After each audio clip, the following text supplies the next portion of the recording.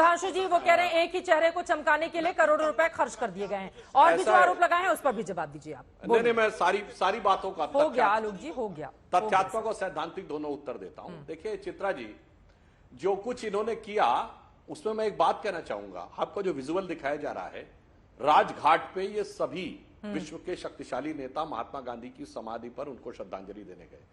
चित्रा जी, आपकी तो बिसाथी क्या है, देश तो है क्या, ये तो अपने नेता की आलोचना करने को तैयार। अरे भाई, 75 साल के इतिहास में पहली बार दुनिया के सबसे शक्तिशाली 20 लोग महात्मा गांधी की समाधि पर एक साथ गए, उस पर एक अच्छी लाइन बोल देते। चलो ये तो हमें अच्छा लगा, क्योंकि आप तो गांधी जी के one and only copyright holder हैं। अरे वो भी मुंह से नहीं निकला। सरदार पटेल की दुनिया की सबसे बड़ी मूर्ति बनवाई है मोदी जी ने, एक कांग्रेस का नेता आज तक नहीं किया। तो जब चित्रा जी ये सरदार पटेल और गांधी जी का सम्मान करना नहीं जान सकते, अगर मोदी जी का नाम जुड़ जाए तो मीडिया और आप ये सब तो है ही क्या, इसमें कौन सा।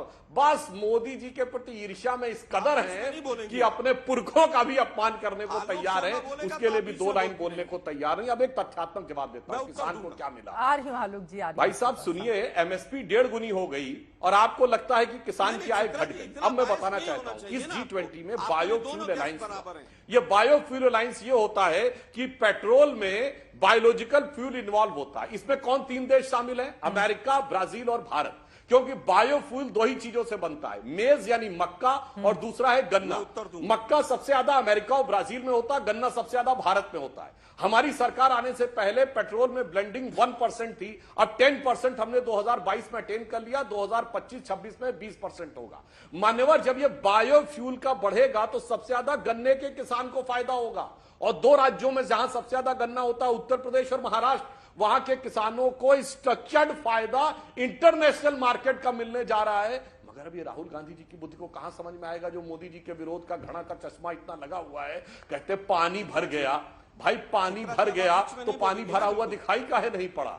मगर इसके बावजूद केवल यह देखना है, जिसे कहावत होती है कि पी ना पाए तो ढरका जरूर दे, तो नहीं किसी पे आरोप लगाने लगेंगे। देश पे आरोप, देश की सेना पे आरोप, देश की विदेश मंत्रालय पे आरोप, मीडिया पे आरोप, जुडिशरी पे आरोप, और सुनिए इलेक्शन कमीशन पे आरोप, ईवीएम पे आरोप। तो इसीलिए मैंने कहा चित्रा जी आपकी तो साथी क्या है, ये तो सबको लपेट देते हैं। बोलिए आलोक जी, उनके आरोपों पर जवाब। चित्रा जी मैं कह रहा हूं कि अभी मैंने कहा कि 53 देश तो कर्ज मुक्त हो जाएंगे और हमारे देश पर 3 गुना कर्ज हो जाएगा, उसका जवाब नहीं है। इन्होंने कहा साहब विकास फंड बनेगा और कर्ज मुक्ति फंड बनेगा, और हमारे यहां भी इन्फ्लेशन फंड बना था। हम पूछ रहे हैं, अगर इन्फ्लेशन फंड से मोदी जी का अर्थशास्त्र इतना अच्छा है तो हमारे यहां महंगाई कम क्यों नहीं हो रही है? हमारे यहां तो 1150 रुपए का सिलेंडर बिकेगा, तब तो कहा जाएगा कि विकास के लिए हम सिलेंडर की कीमत बढ़ा रहे हैं, और 200 रुपए घट गए तो अब कहेंगे साहब विकास बंद। खैर, बायोफ्यूल अलायंस होगा, लेकिन हम ये सवाल पूछेंगे कि देश की राजधानी पिछले अब साल ही 2 महीने पर्यावरण की समस्या के पॉल्यूशन के कारण 2 महीने स्कूल बंद रहे। 2047 में क्या होगा, 45 में क्या होगा, ये बहाने बनाने छोड़ दीजिए आप लोग। 2022 में किसान की आय डबल होनी थी, आज आप पूरे विश्व को किसानों पे पूरी तरह से ज्ञान दे रहे हैं और अपनी आय घट गई। यहां पर हम सवाल भी नहीं पूछेंगे, विश्व गुरु साहब ने पता नहीं क्या कर दिया। हम केवल ये पूछ रहे हैं कि आप कह रहे हैं कि किसानों को, शुगर केन के किसानों को फायदा होगा।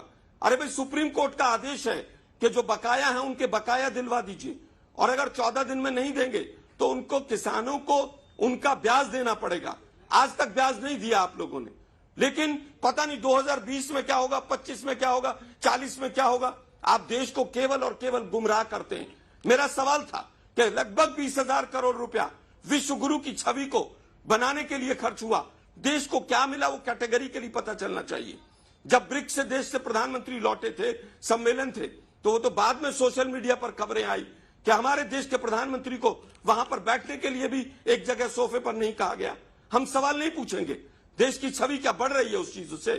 आप केवल और केवल अपनी छवि और 2024 के इलेक्शन के लिए अगर खर्चा करेंगे तो हम सवाल पूछेंगे आपसे। अगर पंडाल में पानी घुसेगा तो हम पूछेंगे कंपनी गुजरात की तो नहीं, हम बिल्कुल पूछेंगे। हम विपक्ष हैं और विपक्ष की तरह सवाल पूछेंगे। न प्रेस कॉन्फ्रेंस करूंगा, न प्रेस कॉन्फ्रेंस करने दूंगा, न देश को कुछ पता चलने दूंगा। अगले दिन पूरा मीडिया मेरी स्तुति करेगा और मैं बल्ले बल्ले करके चला जाऊंगा। अब हम नहीं जाने देंगे। मेरे सीधे सवाल, देश को क्या मिला, देश को बताया जाए। क्या चीन पीछे हट जाएगा, बताया जाए। चीन और रूस क्यों नहीं आए, बताया जाए। देश को पता चलना चाहिए। आज 48 घंटे के करीब हो गए, ठीक है सर, बल्कि 72 घंटे हो गए आयोजन को शुरू हुए। ठीक है। हम पूछना चाहते हैं हाँ। कि रशिया के आप लगातार पूछ रहे थे, चीन मैंने के आपको क्यों नहीं नहीं आए? टोका और आप विदेश मंत्री पूछिए कहाँ सर, हैं? आपको किसी ने मना नहीं किया है आलोक जी। मैंने आपको आपकी पहले रिमार्क में इसलिए टोका था क्योंकि आप व्यक्तिगत हो रहे थे। इस बात को आप समझिए। अब मैं आगे आते हुए 2 और मेहमान जुड़े हुए हैं, उनसे मैं टिप्पणी लूंगी, लेकिन सुधांशु जी आप पहले जवाब दे दीजिए। वो कह रहे हैं 53 देशों को तो कर्ज से आप मुक्ति दिला देंगे, हिंदुस्तान का क्या होगा? मैं कह रहा हूं, चलिए मैं आलोक जी को चुनौती से पूछता हूं कि ये G20 जितने देश आए थे, इसमें एक देश बता दे जहां डेट टू जीडीपी रेशियो हमसे बेहतर हो। एक देश बता दे जहां महंगाई हमसे कम हो। एक देश बता दे जहां विकास की दर हमसे ज्यादा हो। चलिए जवाब दे, बस एक लाइन पूछनी थी, जवाब दे दीजिए। बाकी आए बाएं साएं मोदी जी के खिलाफ जो बोलना बोलते रहिए। बल्कि मैं तो कहूंगा कि हमारे बहुत विद्वान व्यक्ति घनश्याम तिवारी जी बैठे, मैं उत्तर देता हूं। ये भी मैं उत्तर देता हूं। आपने सवाल ऑक्सफोर्ड पूछा, पढ़े मैं हुए उत्तर देता हैं। हूं। मैं सवाल, तो ये आपने बता सवाल दीजिए, पूछा, मैं उत्तर देता हूं। डेट टू जीडीपी रेशियो पूरे किस विकसित देश अरे का सुनिए भारत ना से जरा, बेहतर सुनिए, है? उत्तर सुनिए महंगाई ना की जरा। दर कहां हमसे कम है, विकास की दर कहां ज्यादा? बताइए। अरे सुनिए ना भाई जरा, बताइए। अब सुनिए ना जरा उत्तर दी सुनिए। हिंदुस्तान पर कैपिटा इनकम में 20 देशों में कितने नंबर पर है? कौन से नंबर पर है? जरा उत्तर देंगे आप? अरे भाई जवाब दीजिए ना महंगाई की दर का। पर कैपिटा ये इनकम में IMF तय हिंदुस्तान करता का है, नंबर आपके कितना हिसाब से नहीं। सीधा जवाब दीजिए। 139वां नंबर है हमारा। अब अरे भाग्य- सुनिए ना जरा, सुनिए। अब जवाब पूछने का सवाल नहीं है, अब आपका समय उत्तर देने का है। 20 देशों में पर कैपिटा अरे इनकम भाई, में अभी- हिंदुस्तान कौन से नंबर पर है? एक दूसरे को सवाल ही बताइए ना टॉस आप करते जरा, रहेंगे, 20वें जवाब नंबर पर कौन तो देगा? नहीं है ठीक है कहीं। सर, अब उस पर नहीं जाते हुए G20 पर ही रहते हैं। अभी नहीं, कल ही आप बताइए ना। बीता है अरे G20 सर, चर्चा करते रहेंगे आलोक जी। वो आपसे सवाल पूछेंगे, आप उनसे सवाल पूछेंगे, जवाब कोई नहीं देगा। इसमें नहीं फंसते हैं, ये तू मैं में नहीं फंसते हैं। प्लीज प्लीज थोड़ा सा आराम से। सर G20 जैसा एक बड़ा कार्यक्रम संपन्न हुआ। आलोक जी आपके जो सवाल है आप पूछिए, ये अच्छी बात है, आप सवाल पूछेंगे, लेकिन इस तरह से ठीक है सर, आप उनसे सवाल पूछें, वो उनसे सवाल पूछें, बाकी 2 मेहमानों की बारी ही नहीं आएगी फिर। बात यह है कि सवाल सरकार से पूछे जाएंगे, विपक्ष से पूछे तो जाएंगे। सर मैंने यहाँ पर आपको क्यों बुलाकर रखा हुआ है आलोक शर्मा जी? आपको ऐसा क्यों लगता है कि आपके हाँ में हाँ बुलाने के लिए मैंने शो में बुलाया है आपको? आपको ये नहीं लगना चाहिए, आपको नहीं लगना चाहिए आलोक शर्मा जी। और अगर ऐसा लगता है तो ये बिल्कुल गलत है, कल से ध्यान रखिएगा। एक और सवाल, ये जो डिनर आयोजित किया गया था उसको भी लेकर कांग्रेस पार्टी के भीतर बवाल चल रहा है। अधीर रंजन चौधरी कह रहे हैं ममता बनर्जी क्यों चली गई वहां पर, अमित शाह और योगी जी के साथ डिनर पर क्यों बैठ गई, जबकि उनके अध्यक्ष को बुलाया नहीं गया था। जबकि हिमाचल प्रदेश के मुख्यमंत्री भी वहां पर पहुंचे हुए थे, नीतीश कुमार भी पहुंचे हुए थे, जिनके साथ खिलखिलाती हुई तस्वीरें सामने आई जो बाइडेन और प्रधानमंत्री नरेंद्र मोदी की। तो ये तस्वीरें भी कांग्रेस पार्टी के नेताओं को क्यों चुभ रही हैं? आलोक शर्मा जी, आपके भी तो मुख्यमंत्री गए थे हिमाचल प्रदेश के। 1-2 बार और रिपीट करना हो तो आप कर सकते हैं। वैसे आलोक शर्मा जी प्लीज, अब ज्यादा हो रहा है। आलोक शर्मा जी मैं आपकी इज्जत करती हूँ, इसका मतलब ये कतई नहीं होगा कि आप इस तरह की टिप्पणी करेंगे। आलोक शर्मा जी ये बहुत ज्यादा हो रहा है, बहुत ज्यादा हो रहा है। आप अब मुझे लगता मुझे है लगता है मीडिया के कुछ साथियों ने भी बहुत ज्यादा डाइवर्ट था हमारे साथ, इसलिए भी हमें कहना पड़ता है। हमारे साथ भी बहुत ज्यादा हुआ है। हमारे प्रवक्ता आप ही के चैनल पर बैठते हुए अपनी जिंदगी को छोड़कर चले गए। वापस आता हूं मैं, आप सुनिए जरा, थोड़ा सा रहम आप भी रखा करें। विपक्ष है हम, कोई बाहर के नहीं, विदेशी नहीं है हम लोग। आलोक शर्मा जी आप कहां की बातों को कहां लेकर जा रहे हैं? आप अपना टोन पहले ठीक करें सर। आप एक चैनल की एंकर से बात कर रहे हैं सर, ये तरीका नहीं होता है। आलोक शर्मा जी मैं बहुत विनम्रता से बोल रही हूं, हम तस्वीरें दिखा रहे हैं, जरा फुल फ्रेम में तस्वीरें दिखा दीजिए। आलोक जी को नहीं गई होंगी। यहां पर ममता बनर्जी, ये देखिए नीतीश कुमार खिलखिलाकर हंस रहे हैं, प्रधानमंत्री नरेंद्र मोदी, हेमंत सोरेन साथ में है, जो बाइडेन अमेरिका के राष्ट्रपति हैं। ममता बनर्जी दिखाई दे रही है, हेमंत सोरेन है, साथ में और भी नेता दिखाई दे रहे हैं। ममता बनर्जी अमित शाह और योगी आदित्यनाथ के साथ टेबल पर डिनर करने क्यों पहुंच गए, इसको लेकर अधीर रंजन चौधरी जी आप ही के नेता सवाल पूछ रहे हैं। आलोक शर्मा जी ये सवाल है।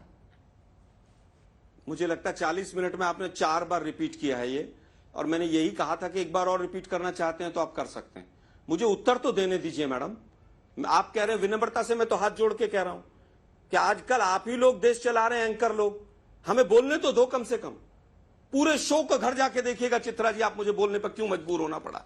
वापस आता हूं, मालदीव्स और श्रीलंका में चाइना का इतना इन्फ्लुएंस बढ़ा, हम उसको नहीं रोक पाए, लेकिन अफ्रीका में हम ऐसा कर देंगे, 20 साल में हम ऐसा कर देंगे। अरे भाई आप केवल ये बताइए बर्मा में क्या हुआ उसको रोक पाए? और वो तो सब छोड़ दीजिए, नेपाल जो हमारा सबसे अच्छा पड़ोसी था, नेपाल में उनका संविधान भी चीन से छपकर आया, और जो 62 दिन का मधेसी आंदोलन हुआ उसके अंदर क्या देश की भूमिका रही? सबसे फेल विदेश नीति इस देश के प्रधानमंत्री के समय कार्यकाल के अंदर रही है। रशिया हमारा सबसे अच्छा दोस्त था, आज वो पाकिस्तान के साथ मिलिट्री एक्सरसाइज करता है, लेकिन मोदी जी तो विश्व गुरु हैं। हमें बोलने भी मत दो आप लोग। रशिया के मुद्दे पर क्या कामयाबी नहीं हासिल हुई है? आप सोचिए, पश्चिमी देश लगातार दबाव बना रहे थे, उसके बावजूद यहां पर रशिया का नाम नई यूक्रेन के साथ शामिल कराया गया। प्रधानमंत्री जी की ओर से भी और भारत सरकार ने जो कोशिश की उसमें कहा गया कि G20 आर्थिक उद्देश्य के लिए बनाया गया संगठन है। रशिया को लेकर हिंदुस्तान का स्टैंड साफ रहा, आलोक शर्मा जी, और रशिया भी तारीफ करके गया है। कहूंगा रशिया से कच्चा तेल, एक मिनट सुनिए, जरा सुनिए ना, रशिया से भी सब कुछ हुआ, लेकिन रशिया पाकिस्तान के साथ मिलिट्री एक्सरसाइज करता है, यह भी सच है। ये पहले नहीं हुआ कभी भी इतिहास में, लेकिन अब हुआ मोदी जी के आने के बाद। नेपाल जितना हमसे आज दूर है और चीन की गोद में है, इतना कभी नहीं हुआ, लेकिन मोदी जी तो विश्व गुरु हैं। हाँ। मुझे लगता है कि तथ्यात्मक देखना चाहिए। ठीक है, फिर मैं भी एक तथ्य बता देती हूँ, उसके बाद सुधांशु जी जवाब देंगे। सर, एक तथ्य ये भी है कि हमारी ही देश की प्रधानमंत्री एक वक्त पर बिल्कुल बोलूंगी सर, ठीक है, इनका ऑडियो डाउन किया जाए, बिल्कुल बोलूंगी सर, बिल्कुल बोलूंगी। आलोक जी तथ्यों पर बात कर रही हूँ और आपको सुनना पड़ेगा। आलोक शर्मा जी सुनिए, आप मेरी बात सुनिए सर, आप मेरी बात सुनिए। आप इस तरह से शो को हाईजैक नहीं कर सकते हैं और ना आप अपनी बात मेरे मुंह में डाल सकते हैं कि नहीं यही बोलिए, और आप मुझसे सवाल पूछने के लिए ये नहीं बता सकते हैं कौन सा सवाल मुझे पूछना चाहिए, कौन सा नहीं पूछना चाहिए। आलोक शर्मा जी, इसी भारत की एक प्रधानमंत्री अमेरिका जाती हैं, व्हाइट हाउस में उनको घंटों वहां के राष्ट्रपति बिठाकर रखते हैं, भाव नहीं देते हैं। बदलते वक्त के साथ अगर चीजें बदल रही हैं, व्हाइट हाउस में प्रधानमंत्री का स्वागत किया जाता है, वहां पर तमाम जितने भी एनआरआई इंडियंस हैं उन सभी को बुलाकर वहां पर वेलकम किया जाता है। क्या ये चीजें हिंदुस्तान जश्न के तौर पर नहीं देखे? इस बात को सोचना चाहिए। किसी के विरोध में भारत का विरोध नहीं हो सकता है, और मुझे लगता है कि G20 का जो आयोजन हुआ है, 2 शब्द अगर उस पर भी तारीफ के आप कह देते तो मुझे लगता है कि शायद हमारा ये कार्यक्रम सफल हो जाता। हमेशा एक ही नजरिए से किसी चीज को नहीं देखना चाहिए। G20 के जरिए यकीनन शानदार बेहतरीन आयोजन के जरिए एक बड़ा इंपैक्ट छोड़ने में हिंदुस्तान कामयाब हुआ है।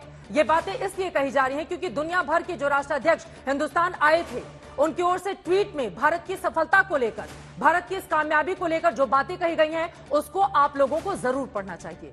इसी के साथ दंगल में अभी के लिए बस इतना ही। देश और दुनिया की तमाम खबरों के लिए आप देखते रहिए आज तक।